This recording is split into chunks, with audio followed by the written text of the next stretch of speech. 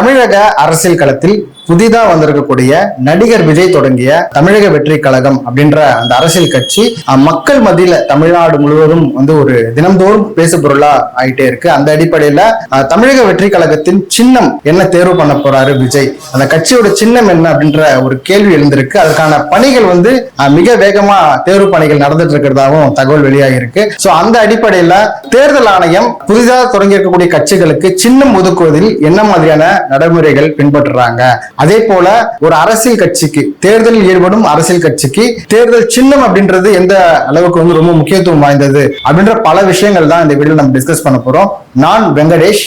வீடியோக்குள்ள போலாம். தேர்தல் அரசியலில் ஈடுபடும் அரசியல் கட்சிகள் அவங்க வாக்குகளை மக்கள் கிட்ட இருந்து பெறணும் அப்படின்னா அவங்க சின்னத்தின் மூலமா தான் பெற முடியும். குறிப்பா ஒரு வாக்காளர் மையத்துக்குள்ள நம்ம போய் வாக்கு செலுத்த போறோம் அப்படின்னா அந்த இடத்துல இருக்கக்கூடிய வாக்காளர் மைய பெட்டி, அதாவது அந்த பேலட் பாக்ஸ்ல இருக்கக்கூடியது ஒண்ணு சின்னம், இன்னொன்னு இந்த வேட்பாளருடைய முகம். தலைவருடைய முகம் கூட இருக்காது. பொதுவா நம்ம எல்லாருக்குமே தெரிஞ்ச விஷயம் தான். இன்னைக்கு போயிட்டு ஒரு பையன்கிட்டயோ ஒரு பொண்ணுகிட்டயோ இல்ல பொதுவா இருக்க ஒரு மக்கள் கிட்ட கேட்டோம்னா பெரும்பான்மையானவர்களால வேட்பாளர் முகம், வேட்பாளர் யாருன்றதே தெரியாது. ஏன் ஜெயிச்சு வந்ததுக்கு அப்புறமா கூட அவங்களுடைய சட்டமன்ற தொகுதியினுடைய வேட்பாளர், அதாவது வெற்றி பெற்ற எம்எல்ஏ யாரு, எம்பி யாரு, கவுன்சிலர் யாரு அப்படின்றத கூட தெரிஞ்சு வச்சுக்காம நிறைய பேர் இருப்பாங்க. அப்போ அந்த சின்னம் வச்சுதான் மக்கள் வாக்கு செலுத்துவாங்க. கொள்கை கோட்பாடுகள், அவங்களுடைய அரசியல் யுக்திகள், கூட்டணி கணக்குகள் அப்படின்னு பல விஷயங்கள் பேசப்பட்டாலும், நிறைய இலவச சலுகைகள் அறிவிக்கப்பட்டு தேர்தல் சந்திச்சாலும், பணம் நிறைய புலங்களாலுமே கூட ஒவ்வொரு எலெக்ஷன் அந்த பூத்துக்குள்ள போயிட்டோம் அப்படின்னா வாக்கு செலுத்துற இடத்துல நம்ம கண்ணுக்கு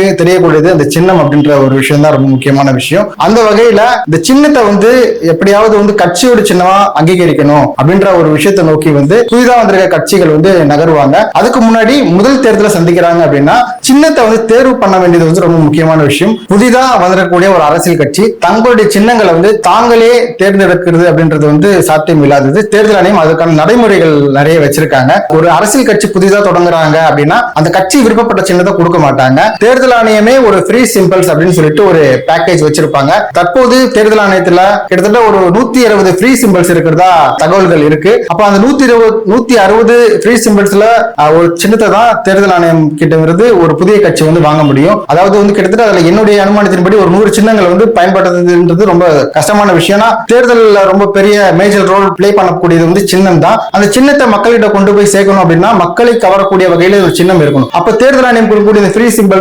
மக்களை அட்ராக்ட் பண்ணக்கூடிய வகையில ரொம்ப ஆர்ட் ஒர்க் எல்லாம் பண்ணி டிசைன் பண்ணி கலரிங் எல்லாம் இருக்கு. சில விஷயங்கள் எல்லாம் பார்த்தோம்னா அதுல பயன்படுத்த முடியாத அளவுக்கு தான் இருக்கும். ஆனா அந்த மாதிரி ஒரு சிம்பிளை சூஸ் பண்ணி அப்பதான் ஒரு புதிய கட்சி எலெக்ஷனை ஃபேஸ் பண்ண வேண்டியிருக்கும். ஃபேஸ் பண்ணதுக்கு அப்புறம் அதுக்கப்புறமா அவங்க அங்கீகரிக்கப்பட்ட கட்சியா மாறினாங்க அப்படின்னா அவங்களுக்கு ஒரு சின்னம் வச்சுக்கலாம். அந்த வகையில தமிழ்நாட்டை பொறுத்த வரைக்கும் மாநிலத்துல அங்கீகரிக்கப்பட்ட கட்சிகள் திமுக, அதிமுக இந்த மாதிரி கட்சிகளுக்குன்னு ஒரு சின்னம் இருக்கும். புதிதா தொடங்கப்பட்ட ஒரு அரசியல் கட்சி அவங்களோட சின்னத்தை கொண்டு போய் சேர்க்கிறதுன்றது ரொம்ப கஷ்டமான விஷயம் தான். ஏன்னா ஒரு சின்னம் மக்கள், அதாவது பாமர மக்கள் சோசியல் மீடியால இருக்கவங்க மட்டும் மக்கள் கிடையாது, பாமர மக்களுக்கும் போய் சேரணும். அப்போ அந்த சின்னத்தை கொண்டு போய் சேர்க்கிறது ஒரு பெரிய வேலை. அந்த வேலையை விஜயால ரொம்ப எளிதா பண்ண முடியும். ஏன்னா அந்த கட்சி தொடங்கப்பட்ட நாள்ல இருந்து இன்னை வரைக்கும் பேசு பொருளாவே விஜய் வச்சிருக்காரு. அது காரணம் விஜய் ஒரு உச்ச நட்சத்திரம், தமிழ்நாடு மக்களால் அறியப்பட்டவர், மிகவும் பிரபலமானவர், இந்திய அளவுல நம்பர் 1 ஸ்டாரா இருக்கக்கூடிய அந்த விஜய் அவர்களால அந்த கட்சியோட சிம்பலை ரொம்ப எளிதா மக்களிட கொண்டு போய் சேர்த்துற முடியும் அப்படின்னு நம்பப்படுது. சோ அந்த வகையில விஜய் எந்த சிம்பிளை தொட்டாலும்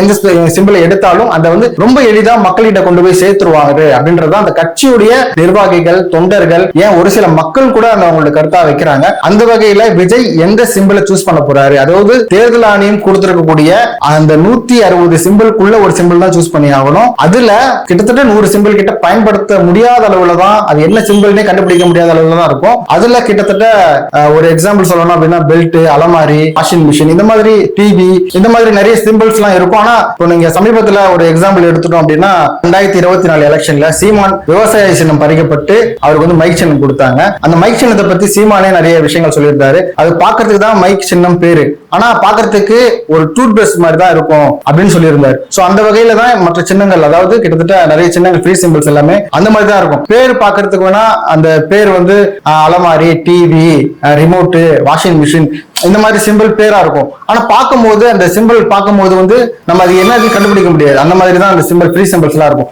அதுல ஒரு சிம்பிளை வந்து சூஸ் பண்ணி தான் விஜய் இந்த எலெக்ஷன் வந்து ஃபேஸ் பண்ணி ஆகணும். தேர்தலை சந்திக்கக்கூடிய அரசியல் கட்சிகளுக்கு தேர்தல் சின்னங்கள் அப்படின்றது வெறும் சின்னங்கள் மட்டும் கிடையாது, தேர்தல் நேரங்களில் மட்டும் பயன்படுத்தக்கூடியது கிடையாது. அது வந்து ஒரு கட்சியின் இரண்டாவது முகம் மாதிரி. ஒரு கட்சியோட தலைவர், அந்த கட்சியினுடைய கொள்கை, அதெல்லாம் தாண்டி வந்து இரண்டாவதா அந்த கட்சியோட சிம்பிள் என்னன்றது ரொம்ப பெரிய விஷயம். ஏன்னா சிம்பிள் வழியா தான் மக்கள் வாக்கு செலுத்துவாங்க. அந்த வாக்கை பெற்றுதான் அவங்க அங்கீகரிக்கப்பட்ட கட்சியா, தேர்தல் ஆணையத்தால் அங்கீகரிக்கப்பட்ட கட்சியா மாறும். ஒரு தேர்தலில் அங்கீகரிக்கப்பட்ட கட்சிகளுக்குன்னு ஒரு சில சலுகைகள் எல்லாம் வழங்கப்படும். தேர்தலை சந்திக்கக்கூடிய அரசியல் கட்சிகள் அந்த சிம்பிளை தக்க வைக்கணும் அப்படின்னா தேர்தல் ஆணையம் வந்து பல விஷயங்கள் வந்து சொல்லியிருக்காங்க. குறிப்பா ஒரு கட்சி வந்து மாநில கட்சியா அங்கீகரிக்கப்படுறதுன்னு ஒண்ணு இருக்கு, தேசிய அளவில் அங்கீகரிக்கப்படுறதுன்னு ஒண்ணு இருக்கு. மாநில அளவில் அங்கீகரிக்கப்பட்ட கட்சிகள் அப்படின்னா ஒரு எக்ஸாம்பிளுக்கு சொல்றேன், திமுக அதிமுக எடுத்துக்கலாம். தேசிய அளவில் அங்கீகரிக்கப்பட்ட கட்சிகள் அப்படின்னா பாஜக, காங்கிரஸ், மார்க்சிஸ்ட் கம்யூனிஸ்ட், பகுஜன் சமாஜ், இந்த மாதிரி கட்சிகள்லாம் வந்து தேசிய அளவில் அங்கீகரிக்கப்பட்ட கட்சிகளா இருக்கு. இப்ப மாநில அளவில் ஒரு கட்சி அங்கீகாரம் பெறணும் அப்படின்னா தேர்தலை சந்திக்கணும். தேர்தலில் போட்டியிடும் ஒரு அரசியல் கட்சி